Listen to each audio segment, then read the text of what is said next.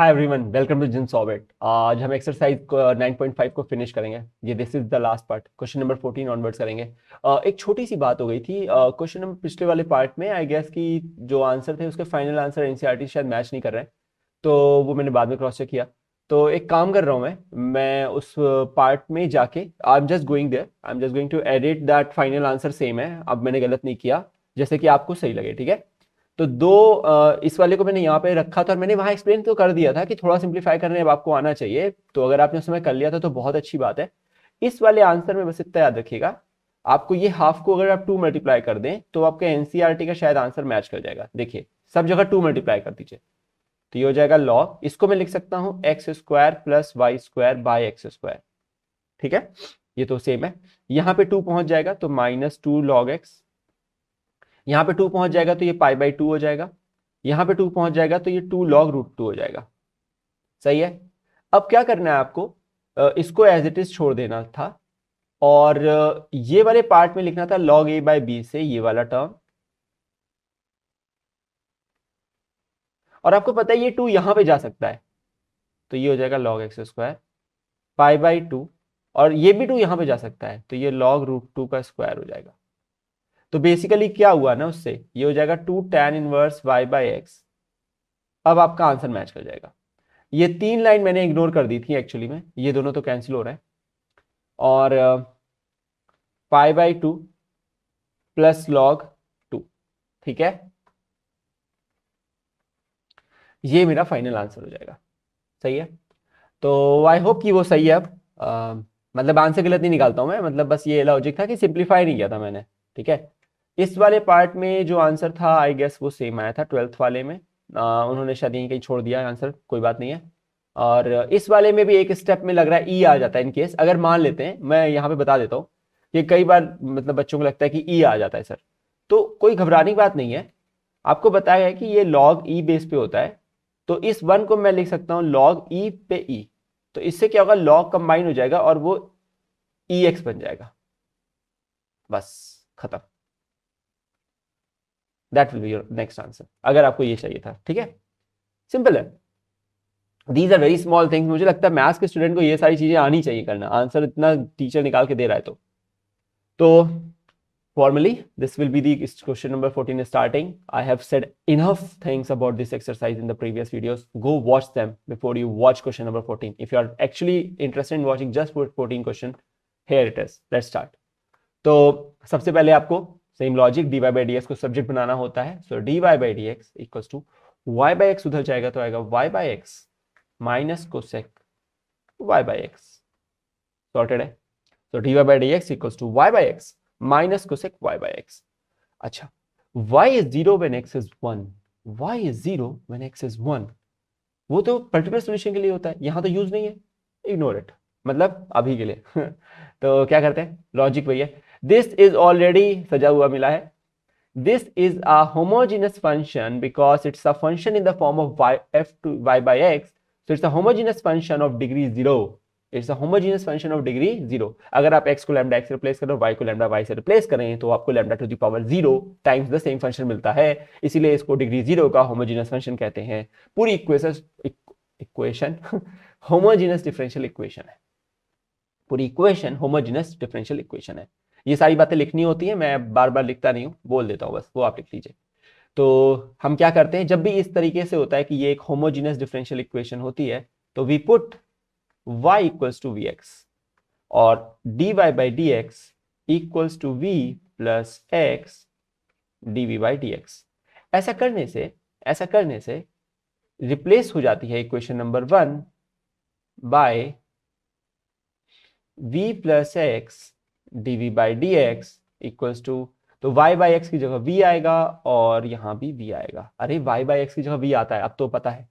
v और v cancel, बताइए क्या ही बकवास है। तो यहां पे क्या आएगा, सुनिए मेरी बात को ध्यान से। X dv by d x का कोसेक वी को इधर भेजेंगे तो 1 अपॉन कोसेक वी हो जाएगा, क्योंकि डीवी इधर रखना है। माइनस को इधर ही रखिए और एक्स को इधर भेजिए तो 1/x हो जाएगा। अरे ये x dv by d x बराबर माइनस कोसेक वी बचा है ना, इसलिए क्रॉस मल्टीप्लाई कर सकते हैं। नहीं। ठीक है। तो ये हो जाएगा sine v dv equals to -1/x dx। ठीक है, इंटीग्रल दोनों साइड लगाएंगे, इधर भी लगाएंगे, इस करके। अब क्या करना है, इंटीग्रेट करना है। साइन का क्या होता है, हाँ माइनस कॉस होता है, बिल्कुल याद रखिएगा, माइनस कॉस फी हो गया, equals to minus log of x plus c. आप चाहो तो लॉग सी लिख लो, फिर आपका फाइनल आंसर एनसीईआरटी में तो मैच नहीं करता, क्या ही फर्क पड़ता है, वो आप एडजस्ट लास्ट में भी कर लेना, है ना। और कॉस वी की जगह वाई बाई एक्स, ठीक है। अब मुझे बताया था कि x is 1 y is 0, when x is 1 y is 0, when x is 1 y is 0, this implies minus cos 0 by 1 equals to minus log 1 plus c. What is cos 0? It is 1, not 0, it is 1, so minus 1. What is log 1? It is 0. What is c? It's we are finding about c की value -1 है, this implies differential equation का solution, particular solution is minus cos y by x equals to minus log x minus 1. Again minus सब में है, निकाल के हटा दीजिए, cos y by x equals to log of x plus 1. NCERT को match करूंगा आपकी बार, नहीं गलती करूंगा, cos y by x, क्योंकि इतना कुछ फर्क नहीं पड़ रहा, मतलब log e लिख सकते हैं क्योंकि ये बेस e पे होते हैं, log ex बन जाएगा। ये सारी चीजें मुझे लगता है, हमेशा लगता है कि एक बच्चे को खुद से करनी चाहिए, टीचर आपको स्पून फीडिंग करा रहा है, आप चाहते हो कि डाइजेस्ट भी वही करे, है एसिमिलेशन भी वही करे, नहीं ना, ऐसा नहीं होता। ठीक है, नेक्स्ट करते हैं। Okay let's start. तो ये हो जाएगा dy बाई डी एक्स को तो बनाना ही है, क्या ही सोचना। सुनिए एक बार, इस टर्म को यहीं रख लीजिएगा, इस वाले टर्म को ले जाइए इधर, तो ऐसा करने से हो जाएगा 2xy plus y square equals to 2x square dy by d x, ठीक है। और 2x स्क्वायर को डिवाइड कर दीजिए, सो मैं पहले 2 dy बाई डी एक्स लिख रहा हूँ, अच्छा नहीं लगता मुझे, अजीब लगता है लिखने में। So dy by d x, grade 12 के बच्चे को अगर यहाँ कंफ्यूजन है तो I believe that you should start practising more and more questions. आपको ये सीखना पड़ेगा मैथ्स अच्छी करने के लिए। हाँ सेपरेट करना है, बिल्कुल सही बात है, सेपरेट करना है, ये तो आप सही सोच रहे हैं बिल्कुल। एक सिंगल मोनोमियल है, क्या ही मतलब है, मोनोमियल के साथ तो यही करते हैं, सेपरेट कर दो भाई। 2 को यहाँ पे कैंसिल कर देंगे, एक x कैंसिल हो जाएगा, y बाई एक्स बचेगा। अरे भाई एक x पावर कैंसिल हो रही है ना, यहाँ y बाई एक्स का होल स्क्वायर बचेगा, पर 1/2 लिख लेता हूँ, y बाई एक्स का होल स्क्वायर कर देता हूँ। अरे भाई y square by x square को नहीं लिख सकता हूँ मैं, y बाई एक्स का होल स्क्वायर, क्या बात करते हो आप लोग। और 1/2 बाहर है भाई, 2 तो बाहर ही रहेगा। हाँ सेम चीज, it's a function, I'm just saying, please listen, it's a function of y by x, so it's a homogeneous function of degree 0, it's in NCERT, okay, you can say like that, and the whole equation will be a homogeneous differential equation. So when this is a homogeneous differential equation, ये आपको लिखना होता है जितना मैंने बोला, then we put y equal to vx, और dy by dx equals to v plus x dv by dx. The moment you do the moment you do this, you have to replace this one, the equation number 1, by, यहाँ पे लिखते हैं, putting equation 2, substituting equation 2 in equation 1, we get, और equation basically पूरा pair है, dy by dx is v plus x dv by dx, this implies is equals to y by x की जगह v half v square. अरे करना पड़ेगा ना, y by x को v नहीं रखोगे, हाँ एक ही जगह रखोगे बस इक्वेशन में रिप्लेसमेंट। v कैंसिल आउट होता है, मैंने बहुत बार बोला है मेजॉरिटी ऑफ द केसेस में, x dv by dx equals to half v स्क्वायर। v स्क्वायर को उधर बुला लेते हैं और 2 को उधर भेज देते हैं, तो ये हो जाएगा 2 by v square dv is equals to 1 by x dx। कितना कठिन इंटीग्रेशन है, मतलब इतना कठिन इंटीग्रेशन है, मैं क्या ही बताऊं, पहले इसको थोड़ा सही कर लीजिए। ये हो जाएगा 2 बाहर, v to the power -2 dv, और ये हो जाएगा 1 बाई एक्स dx। बहुत ही कठिन इंटीग्रेशन। इसका होता है v to the power -1 upon -1, 2 तो है ही है बाहर, equals to log of x plus c, ये हो जाएगा -2, ध्यान से सुनिएगा, -2/v। v को रिप्लेस करेंगे y बाय एक्स से, तो y बाय एक्स, तो डिनोमिनेटर का डिनोमिनेटर न्यूमरेटर में जाता है। अब मुझे पर्टिकुलर निकालना है, पर्टिकुलर सोल्यूशन के लिए जब x1 है तो y2 है, जब x1 है तो y2 है।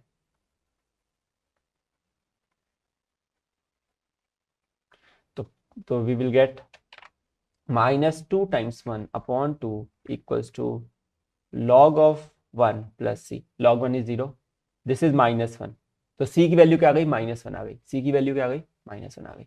तो therefore particular solution is -2x/y equals to log of x -1।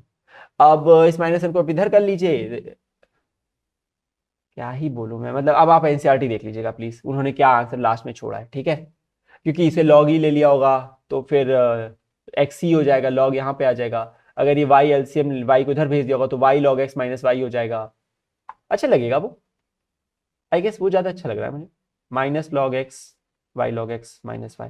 अरे वो log सी ले लेते ना जो लोग, वहां पे ई आने लग जाता है उनके लिए, यहाँ पे इस वजह से होता है, वो ई दे देता है फिर, तो y log x minus y, तो y -2x equals to y log x, मैं तो y को सब्जेक्ट बना सकता हूँ, तो y common 1 minus log x is equals to 2x, so y is equals to 2x by 1 minus log x। लीजिए एकदम प्रॉपर y का सोल्यूशन है ये, y सब्जेक्ट बन गया ना,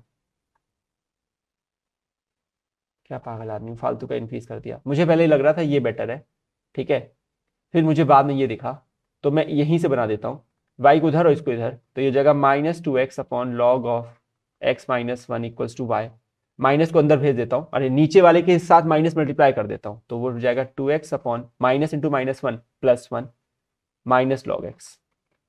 लीजिए ऐसे आ जाते जल्दी, मुझे पहले लगा यहाँ छोड़ देता हूँ, फिर लगा कि छोड़ो कॉमन निकाल लेता हूँ, मैं एनसीईआरटी का आंसर नहीं मैच करने बैठा हूँ ना, वो आपका काम है, ठीक है, मैं एनसीईआरटी के क्वेश्चन रट के आ रहा हूँ।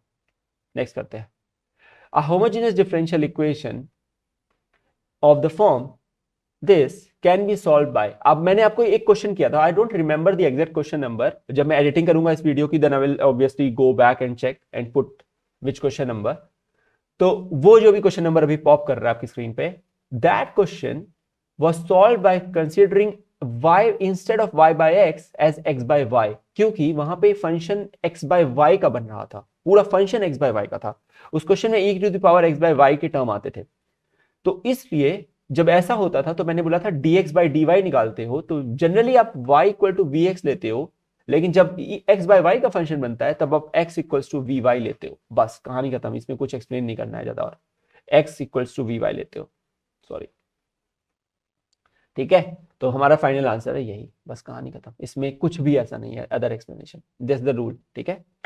Next, which of the following is a homogeneous differential equation, अरे वो बेसिकली क्या होता है उस वाले में आप सॉल्व ही नहीं कर पाओगे, आपको dx बाय dy का रिप्लेसमेंट करना है, आप ये मत समझो कि v एक वो है, v एक ऐसा पैरामीटर है जिसको आप डिफरेंशिएट कर रहे हो either with respect to y और विथ रिस्पेक्ट टू x, अगर आप विथ रिस्पेक्ट टू y कर दोगे अब की बार, तभी तो आपको वो dx बाय dy के टर्म मिलेंगे, तो आपको यहां कांस्टेंट लेके क्या मिलेगा ये बताइए मुझे, अगर मैं यहां ले लेता कांस्टेंट, लेट सपोज मैंने y इक्वल टू vx लेता और मैं रिस्पेक्ट टू y कर रहा हूं, तो dy बाय dy तो बेसिकली 1 हो गया, यह आता v x का होता dx बाय dy, फिर आता x v का होता dv बाय dy, क्या फायदा हुआ इसमें आपको, dx बाय dy अच्छा लग रहा है बनाने में, 1 माइनस एक्स के साथ 1 बाय v कर रहा हूं, नहीं अच्छा लग रहा है, लेकिन अगर आप ये लेते और फिर विथ रिस्पेक्ट टू y करते तो ये आता है dx बाय dy, बहुत ही अच्छी बात है, डायरेक्ट रिप्लेसमेंट होता है, v का v, y का क्या होता है 1, फिर होता y, फिर v का होता है dv बाय dy,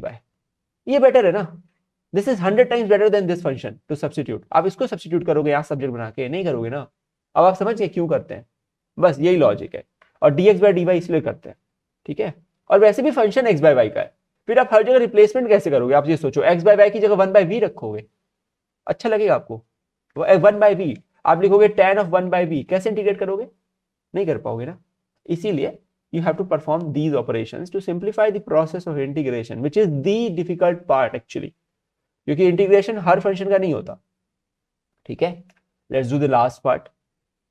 तो which of the following is a homogeneous? Now it's a very tedious task. आपको हर जगह लैम्डा एक्स लैम्डा वाई रखना पड़ेगा और चेक करना पड़ेगा कि वो जो भी आए वो lambda to the power n लो 0 होगी, क्योंकि होमोजेनियस डिफरेंशियल इक्वेशन है, times f to the power x y i, f function of x y i. ये सब जगह करना पड़ेगा, पर अगर आपके पास ऑब्जर्वेशन स्किल है you can do it faster. Now see how. Degree जरूर सेम होगी, क्योंकि जब dy बाई dx बनेगा तो डिग्री जरूर सेम होनी चाहिए, तभी तो y की पावर कट रही होगी। यानी कि जो भी टर्म की डिग्री है, सुनिए पॉलिनोमियल की डिग्री कैसे निकालते थे, याद है आपको? ग्रेड 10 में या ग्रेड 9 में सिखाते हैं कि जितने उसके एलिमेंट्स की पावर है सबको जोड़ दो पहले तो यहां देखिए डिग्री 3 होगी। जब मैं x को रखूंगा तो यहां लैम्डा 3 आएगा। क्या आएगा? लैम्डा 3 आएगा। दूसरे वाले में लैम्डा 2 आएगा। खत्म कहानी, डिग्री सेम नहीं है। इसकी लैम्डा 3 है, ये लैम्डा 2 है, नहीं हो सकता। लैम्डा पूरा कॉमन ही नहीं आ पा रहा है, तो ये तो नहीं हो सकता। मैं इजी वाला पहले देख रहा था क्योंकि वो बड़े एक्सप्रेशन है, मैं बाद में उनको काउंटर करूंगा। दूसरा देखता हूं, यहां देखिए x और y मल्टीप्लाई हो रहे हैं तो दोनों में एक लैम्डा आएगा, तो लैम्डा स्क्वायर बनेगा। तो इस एलिमेंट की डिग्री 2 है, ये सिखाया गया होगा। ये पॉलिनोमियल है मल्टी वेरिएबल का, सिंगल वेरिएबल का नहीं है। आपने पढ़ा है पॉलिनोमियल इन वन वेरिएबल, ये है पॉलिनोमियल मल्टी वेरिएबल का। तो इस केस में इसके डिग्री 2 है, यहां डिग्री 3 लिखी गई है, ये भी खत्म हो गया, नहीं आएगा। यहां डिग्री 1 है, यहां कॉमन कैसे निकालोगे भाई? 5 के अंदर तो कुछ निकलेगा ही नहीं, तो खत्म हो गया। ये 0 डिग्री है, तो लैम्डा बाहर नहीं आने वाला, खत्म करिए इसको भी। इसको देखते हैं, ये क्या डिग्री है? ये डिग्री 2 है डिग्री 2, क्योंकि लैम्डा स्क्वायर आएगा यहाँ पे। ये भी डिग्री 2 है, ये भी डिग्री 2 है, ये भी डिग्री 2 है, यानी कि लैम्डा स्क्वायर सब इसमें से भी बाहर आएगा, इसमें से भी बाहर आएगा, तो यही सही है। तो this is my final answer. हमेशा बस लैम्डा को रख के बस एक हर टर्म में देखिए कि वही फैक्टर लैम्डा की पावर वही बाहर आनी चाहिए। हर टर्म के अंदर लैम्डा की सेम पावर बाहर आनी चाहिए। जब आएगी तभी दोनों साइड कट पाएगी, वरना नहीं कटेगी। बस एक dy वाले एलिमेंट के साथ देख लीजिए, एक dx के साथ वाले कोफिशिएंट के साथ देख लीजिए जो dx के साथ लिखा गया, और जैसे कर लेंगे तो हो जाएगा। इसको मैं पूरा सॉल्व क्या ही करूं, आपको पता है प्रोसेस, ठीक है? इतना बढ़िया समझा दिया। एमसीक्यू को एमसीक्यू तरीके से करेंगे ना। Fine, so I hope you have enjoyed these videos. We have finished exercise 9.5. That's I have already told you. I've always told you कि मुझे बहुत खुशी मिलती है जब मैं कोई एक्सरसाइज को फिनिश करता हूँ, बहुत ही खुशी। और आपको मिलनी चाहिए क्योंकि आपने भी कुछ अचीव किया है। यही सबसे बड़ा मोटिवेशन है ज़िंदगी का, कि आप अपने काम को ख़त्म करते चल रहे हो और नया काम लेते चल रहे हो। तो नेक्स्ट एक्सरसाइज जो है वो 9.6 है, बट वो 2020 के सिलेबस में एग्जिस्ट नहीं करती है, तो आई am just skipping it for this moment. I'll do something other. I'll do vectors. फिर मैं miscellaneous parallel में करूँगा. It's a time consuming thing. Okay. Thanks for watching. I hope you're liking these videos. Okay. Please do keep watching them. We'll see you in the next video. Take care.